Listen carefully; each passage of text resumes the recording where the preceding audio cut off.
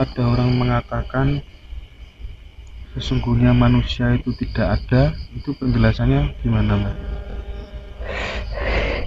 Ya yang jelas manusia itu kan istilahnya keanggapan nafsu. Misalnya manusia sesungguhnya tidak ada, dianggap saja yang dinamakan hidup dalam kematian, kematian dalam hidup itu, karena manusia sebenarnya nggak ada. Itu juga unsur dari kejawen aliran-aliran yang seperti itu. Sebenarnya manusia nggak ono.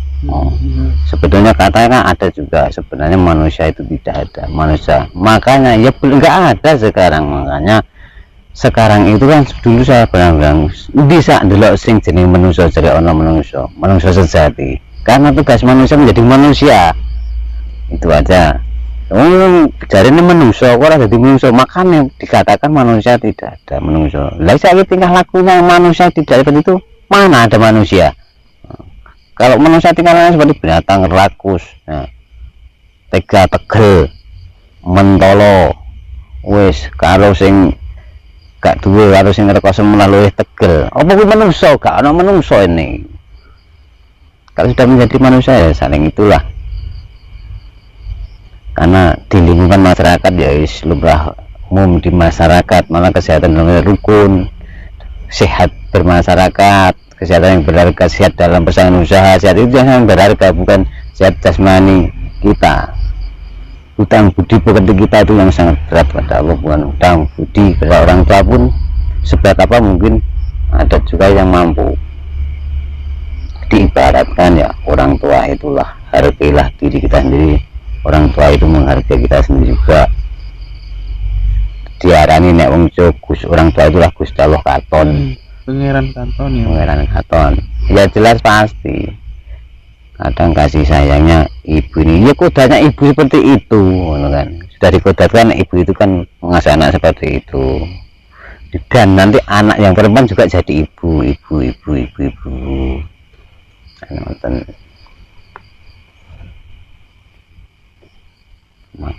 Kiblat apa lima kok kiblat digolek neng ndi itu apa ada digolek. Alalah. Kiblat itu kita kiblat, diarahkan kiblat, sudah dikiblatkan, kita lahir, kita sudah Islam di jalan Islam dalam Siratal Mustaqim. Tahukah kamu suatu saat pasti akan naik, numpak itu mungkin naik itu kan, naik yang pertama, dan mungkin panjenengan Gus ini nggak akan naik lagi mungkin. Pasti semua manusia pasti akan mengalami itu. Wah, mesti nompak pisan terus bakal nompak meneh. Pasti itu. Ya naik bandoso itu. Kenaikan pertama dan yang terakhir sudah naik bandoso kita nanti. Enak itu sudah selesai. Maka dibungkus kain putih, mau kadang tadi orang cacat mengatakan orang mata dibungkus putih itu bukan simbol, itu kainnya kan putih itu sudah. Karena orang Jawa kalau mengatakan kan muksoning rogo sirnaning pangroso, maka neng palerman wis neng alam tenang, alam bersudah, tinggal putih enggak anak rasa pikiran nanti tidak putih, bungkusnya itu putih, bukan kainnya sudah putih, sudah bersih, enggak ada kembali datnya sana. Makanya rahasia kematian itu ya kita enggak mengalami, tapi ada ajaran pelajaran orang mati di begini juga ada juga, karena punya sedulur itu tadi, kata ngawah di hari-hari itu tadi. Kalau di dalam thorikoh itu Mbah, orang-orang yang sudah sampai level mursyid itu katanya wis nggak dikir pun darahnya sudah dikir, jadi tubuhnya setiap saat sudah dikir. Itu pengertiannya pripun Mbah? Kalau orang-orang tarekat sudah mursyid itu nggak dikir, sudah semua anggota tubuh dikir. Ya itu sudah melekat, makanya sudah lepas, sudah mati dalam hidup tadi. Nah yang sudah nggak bisa, makanya saking dikirnya nggak lepas satu detik pun, seperempat detik pun habis ingat semuanya, pendengaran Allah, pikiran Allah, matanya Gusti Allah, semua anggota Gusti Allah, semua badan semua Gusti Allah, sudah maksudnya begitu, sudah darah-darah semua Gusti Allah, sudah menggigil semua, karena ini nggak lepas pendengaranmu dengan Allah, kita ngomong apa tetap ini kedengaran Allah, pikiran juga Allah, mata Allah, hidung pun hisapnya kedengaran Allah, ucapan kita berucap tetap mengandung sudah dalam batin kita doa mengandung Allah, ya sudah berzikir semua. Kalau memang itu sudah level doa seperti itu juga nggak mau bicara katanya. Orang-orang seperti itu sulit kadang untuk bicara satu kata ya dan tidak tok, mau bicara lainnya nggak berani mungkin. Orang-orang yang sudah mencapai betul kalau itu seperti itu. Maka simbol, makanya lambang untuk membuka keikhlasan atau membuka jalan-jalan untuk ketenangan jiwa. Untuk itu cobalah, jangan mencoba, lakukanlah kau melihat ke ini orang-orang jual burung, ada perkutut, ada apalah, belilah seikhlasnya 5 atau 4 burung atau ya seikhlasnya aja.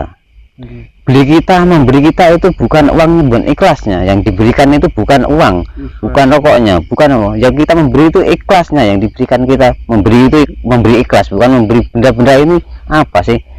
Beri ikhlas kita itu memberi ikhlas kepada yang kita beli. Itu belilah, lepaskanlah burung itu, biar dia hidup bebas di alamnya. Tapi jangan sampai terus nafsu, aku bareng ngesul nih melepas burung nyatanya, jangan. Itu bertahap, satu burung doanya. Ini bahasa Allah kan tahu, Allah itu yang menguasai bahasa, yang punya bahasa. Burung satu dilepaskan, duh Gusti Allah, manusia yang melepaskan burung ini biar hidupnya sejahtera, yang satunya lagi biar apa yang diminta turutilah ya Allah, yang satunya lagi biar dia mulai, yang satunya burung 5. Nah itu doa burung itu kan bunyinya doa terus kalau sudah lepaskan. Yang satunya lagi biar dia kaya, biar apa keinginannya turutilah ya Allah. Itu syariat.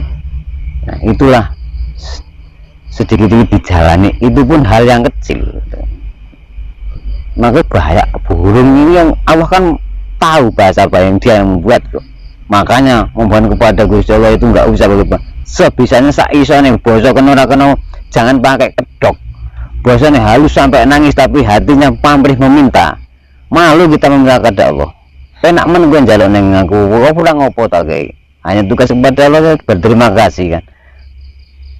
Dan memohon ampunan atas tugas-tugasnya yang belum terselesaikan, karena mungkin mampukah ya Allah saya menyelesaikan tugas dalam hidupku ini ya Allah. Sanggupkah aku mengendalikan budi pekertiku kepada Engkau ya Allah. Nah itulah. Misalkan saya di sini ada orang berburu, kadang burung ditembak, itu pun saya ya sudahlah, itu mungkin sudah kodrat burungnya harus ditembak, atau memang orangnya yang rakus, kurang makan kah orang itu kalau nggak menembak burung, atau nggak kelaparan kah kalau nggak menembak burung. Orang-orang itu jangan kayak gitu. Kalaupun nanti burung itu sampai disangkanya ada anaknya mungkin, nah, dia ketembak, siapakah yang mencarikan makanan anaknya, kan ikut mati juga. Nah itulah saya hati-hati, makanya kadang saya bagian dia juga ingin hidup. Kadang ada hewan atau di hutan atau di tanaman-tanaman orang-orang petani, ada tikus atau ada burung yang pemakan padi itu. Kadang burung pemakan padi itu kan kecil-kecilan, makannya baik, cuman kalau ada padi menguning, padi tuwek, arep mangan sak warkan dioprak-oprak gitu. Sepiro lah pokok sampai entek sekintal lah. Padahal merusak gitu. Yang merusak itu manusia bukan. Itu kan nggak tahu kalau merusak, seharusnya cari makan. Hewan itu tahunan cari makan. Kayak tikus itu tetap bila pangan, ngerti nih. Nggak ada kayak keinginan merusak, itu nggak ada hewan. Ngerti nih golek pangan dioprak-oprak. Serakah benar manusia. Padahal manusia itu hewan apapun tidak makan. Yang malam yang dari apa saja daun semuanya dimakan, sedangkan hewan itu kalau nggak makanannya nggak dimakan, arep mangan yang tidak rusak. Nah, itulah kita hayati semua dalam hidup, maka kita harus menghargai semua makhluk hamba-hamba Allah itu. Bukan kita, jangan merasa hamba Allah sendiri, manusia bukan hamba Allah itu, semuanya oleh itu hamba-hamba Allah, punya kehidupan sendiri, punya kodrat sendiri, takdir sendiri. Rayu terbuka ya. Makanya tadi ya kan gus-gus ini pada ada niat, sudahlah, nggak usah kemana-mana kalau ingin sedangkan tidak pecah dalam arti bersyukur kita. Isi harta kita kan bersyukur, harta kalian itu bersyukur, itu isinya, intinya jangan sampai pecah bersyukurnya. Ada janda tua nggak bekerja, di mana kita lihat, kasihlah, kita memberi ikhlas kita, bukan memberi makanan loh, iki ikhlas kita kayak nih, saya memberi ikhlas lah, mau ikhlas. Nanti ada 3 ini sebulan, bulan ini mbah ini, bulan depan mbah ini, bulan ini ada 5, berarti 5 bulan sampai ini lagi, muter terus, tak terasa nanti akan menjadikan makrifat sampai akhir nanti. Makrifat dalam keikhlasan itu juga makrifat, makanya beribu jenis makrifat dalam menjalaninya. Jangan makrifat atau itu dikatakan dengan pengetahuan atau keilmuan atau kejadabannya, bukan itu.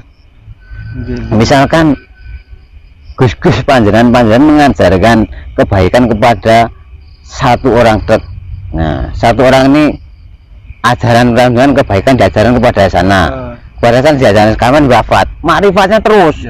Ini dari Pak Indra dulu, ini suruh sedekah ini, dia wafat. Nah ini, oh iya, nurut terus sampai sana. Loh, itu kan sudah mulai nggak ada putus seperti itu. Menjalani dalam kehidupan tugas-tugas kita itu sebetulnya ya perlu itu. Dunia sugih karena dunia kan seneng no. Nang dunia susah lagi keliru. Nang dunia kudu seneng, apa arti kesenangannya itu lah, arahkan ke sana. Kenikmatan arah ke sana, arahkan ke sana. Pasti jadi senang benar, senang itu jadi kenikmatan yang luar biasa. Dalam kehidupan itu kan seperti itu. Ini ya juga kedonyan juga jangan lepas, jangan pecah juga ya. Kiblatkanlah kepada Gusti Allah itu akan mencapai kesempurnaan mungkin seperti itu, karena makhluk kita sudah manusia dijuluki manusia yang paling sempurna, sudah manusia bersyukur itu luhur yang sempurna dihancurkan. Maka wah, penghayatan itu yang kamu betul itu sampai segitu saya ngerti alam. Makanya alam itu penghayatan. Kalau lahul mahfud itu apa, wah ya itulah menambah itu guru-guru kita. Jadi kejujuran, kedamaian, alam gak akan pernah bohong. Pas saja mengatakan, oh ya mungkin Allah menciptakan daun itu semua hijau. Kenapa? Daun itu Allah kalau kering dibikin jatuh.